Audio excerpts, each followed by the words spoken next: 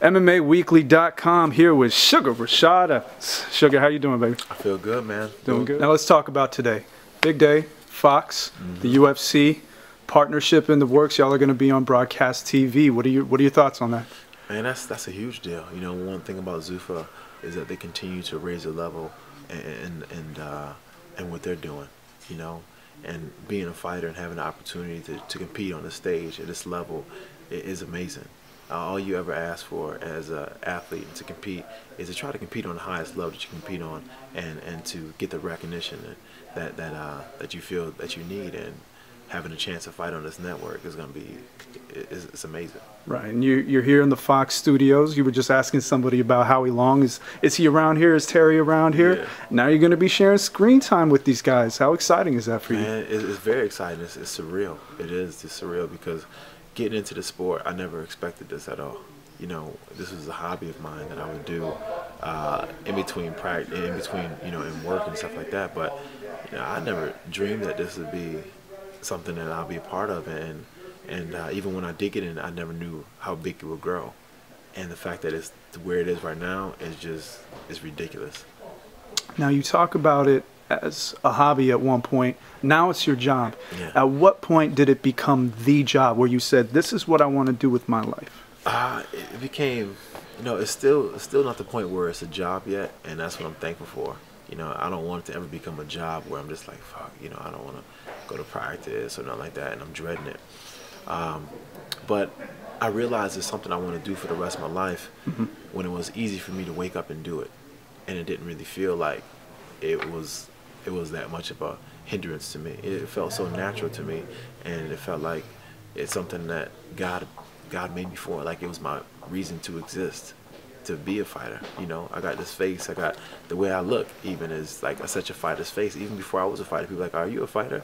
But I was just made for this, you know, and that's when I realized it was something I was going to do, when I just felt like it was effortless. It feels good to have this as your career now, huh? It does feel good. Maybe just a little bit painful too? Yeah, it's a little painful at times, but I'll be honest, it's been one of my least painful sports I've ever played. You know, in wrestling I got injured a lot sometimes, but even in football I got injured a lot. But here doing this, I get injured every once in a while, and you get time to recover. So it's not as bad as I thought it was going to be. Tell me what it's like training down in Florida with the Black Zillion crew. Oh, the Black Zillions, boy, we hold it down. We hold it down, the Black Zillion crew. But it's amazing training with the Black Zillions. You know, it's a bunch of guys who love to train hard, who's all on the same page, and who goes out there and fights their ass off every time you get a chance to. You know, and that's what it is. That becomes a mindset. We got a great coach, Mike Van Arsdale, and he breathes that in us every single day in practice. He's in there talking to us, hey guys, we got to go out there and we got to get it today. We got to go out there and train like champions. And it's about each one of us pulling each other up and making it, you know, so we're stronger all together.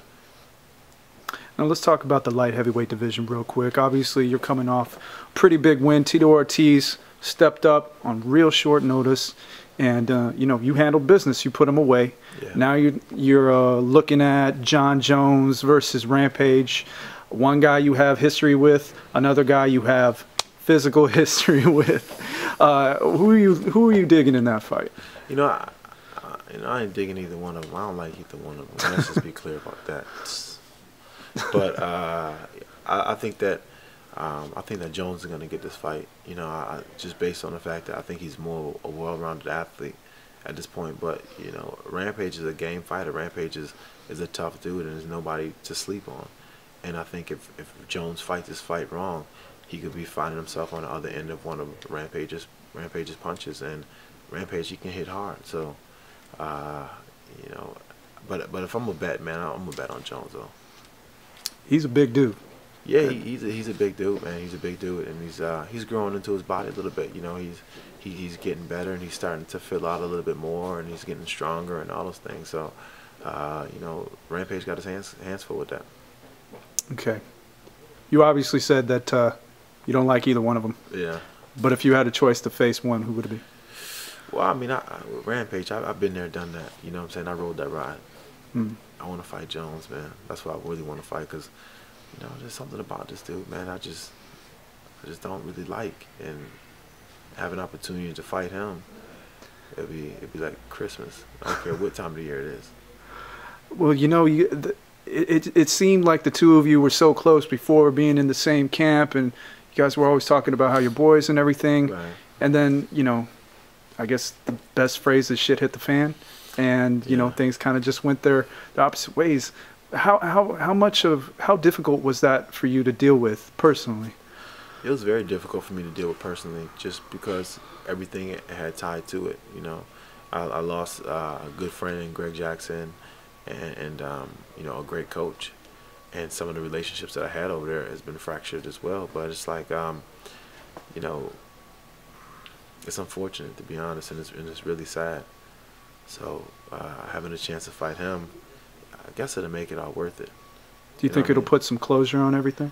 Yeah, I think it'll put a lot of closure on it, you know, and I want to fight him just because, like, he thinks he's so good, he thinks he's so good, but he doesn't know something. And what's that? Nobody has this game in the lock. There is no like guy that nobody can ever beat. Everybody can get beat. You know what I'm saying? Anybody can get beat any given day, but this dude thinks he's God's gift to the sport. You know what I'm saying? And there's been many guys like him that come through, guys that were supposed to be guys that were supposed to be the best. But nobody's the best all the time. That's the sport. That's what makes the sport so beautiful. And I want to show them. Good stuff. Sugar Rashad Evans, MMAWeekly.com. Thanks for talking with us, bro. My man.